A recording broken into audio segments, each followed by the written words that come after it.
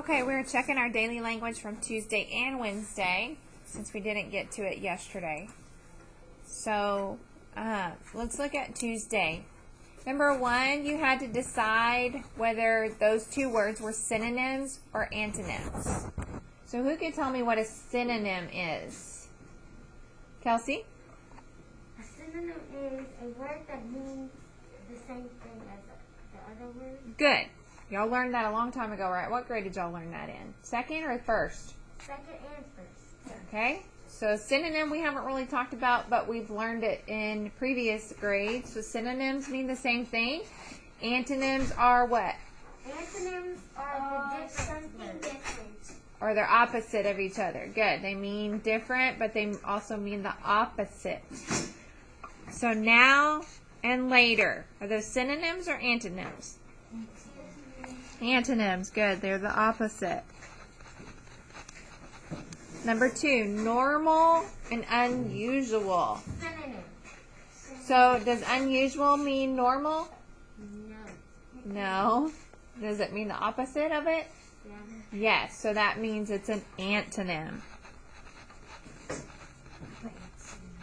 Both of those were antonyms. Normal, it means it's pretty common thing to do. Unusual means it's different.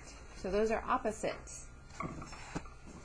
Number 3, have you read The Enormous Crocodile, a book by Roald Dahl? Okay, so the first thing I see is at the beginning of the sentence we need to capitalize. So put 3 lines. The Enormous Crocodile is a book. So what do we need to do with books? Capitalize it. Good. Capitalize. What is the name of the dog? And what?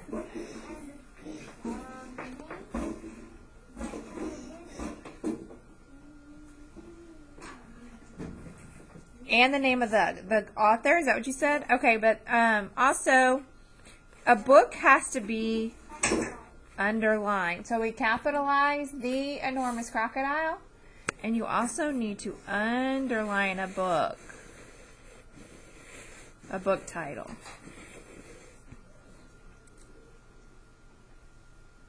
Okay, the author's name is capitalized. And then what type of punctuation goes at the end of the sentence? Good. So we need to put a question mark. So if we rewrite the sentence on the line, you should have put, have you read The Enormous Crocodile? Underline. A book by Roald Dahl. Question mark. Okay. Number 4. I really like to listen to music while I jog. Okay. What mistakes did you find, or what's one that you found, Brandon? Jog. What's wrong with jog? It doesn't have a G. It's an I. Oh, that's a J. It's just written differently.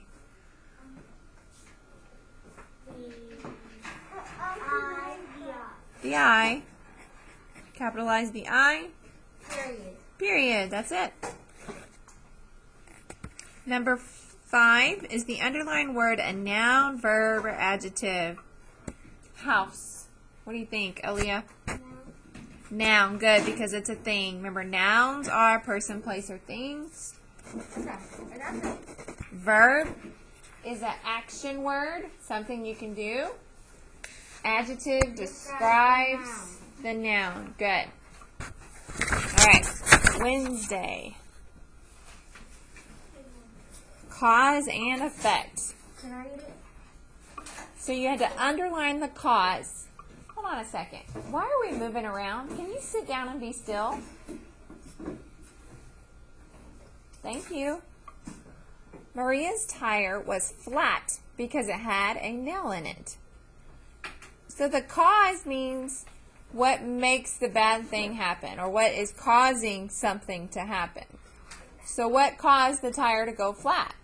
There was a nail in it. A nail. So the cause we underline is it had a nail in it. And because it had a nail in it, what happened? Kelsey. It was flat.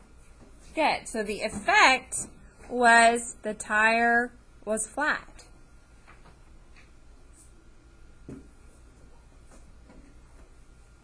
Okay. The tire was flat is the effect. It had a nail in it was the cause, because that's what caused the tire to go flat. Okay. Correct these sentences. Pedro, the owner, walked Marcia and me to our table. What's one thing you saw, Allie?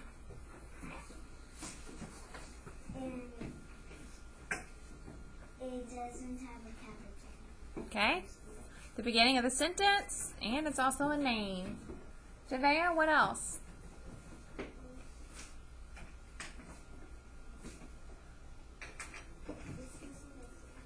It's missing a period.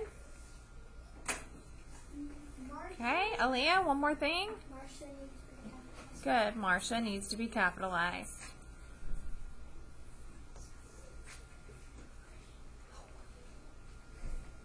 Number 3. If I give you 5 nickels, will you give me a quarter? Gregory, what's one thing you see wrong?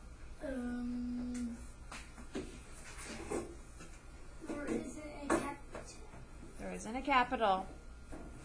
At the beginning, I'm assuming, is what you're talking about. What else, Kelsey? There needs to be a question mark. Question mark. Good. It is a question. Aaliyah? The I needs to be capitalized. Good. We always capitalize I. That just looks silly anyways. That should look funny to y'all. It does. If I give you 5 nickels, will you give me a quarter? Everything look good now? Okay, good. Make sure you rewrite that correctly on the line. Number 4. Use context clues to determine the meaning of the bolded words below. When Rachel won the prize she had always wanted, she was elated. What do you think elated means? Aaliyah? Happy. Anything else we could say? Allie? Excited. Excited.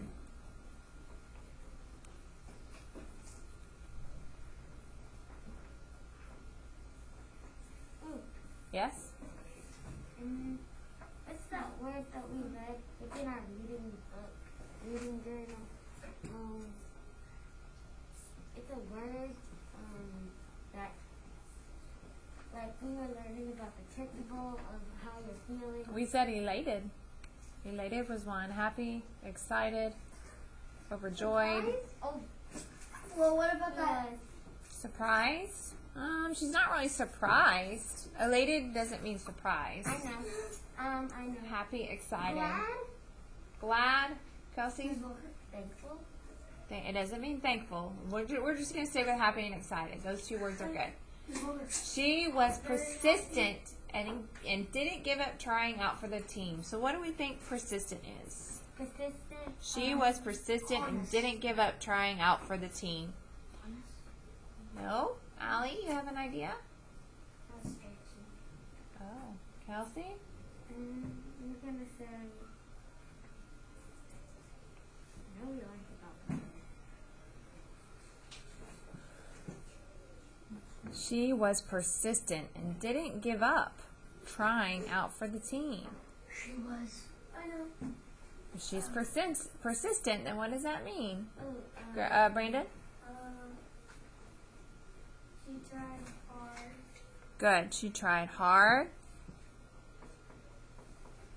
And it's a big word.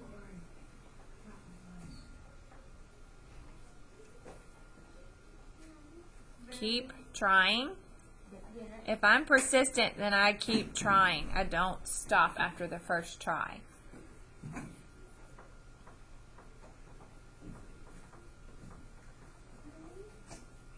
Okay. All right, that's it for this week. Actually, no, you have one more day. So Thursday, keep this in your work in progress folder, and we'll do Thursday tomorrow. Okay.